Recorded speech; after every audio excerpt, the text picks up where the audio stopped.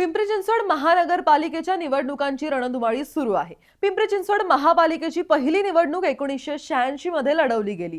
तेव्हापासून आतापर्यंत म्हणजे 2025 पर्यंत 39 वर्षांमध्ये 7 वेळा निवडणुका झाल्या। 683 जागांवरती नागरिकांनी उमेदवार निवडून दिले, म्हणजे आतापर्यंत 683 नगरसेवक निवडून आले।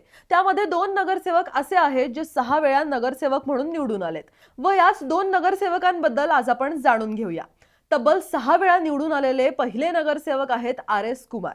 आर.एस. कुमार हे 1986, 1992, 1997, 2002, 2007 आणि 2012च्या निवडणुकांमध्ये विजय मिळवत सलग 6 वेळा नगरसेवक झाले होते। तर त्यांच्या या विजय घोडदौडीला ब्रेक लागला ते 2017 मध्ये। 2017च्या निवडणुकीत त्यांना पराभव स्वीकारावा लागला, नाहीतर सलग 7 वेळा निवडून आलेले नगरसेवक म्हणून ते ओळखले गेले असते। त्यानंतरचं दुसरं नाव आहे योगेश बहल।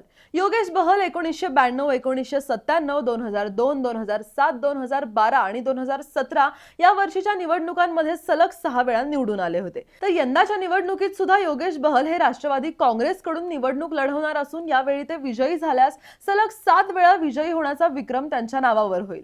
त्यामुळे यावेळी त्यांच्या कामगिरीकडे लक्ष असणार आहे।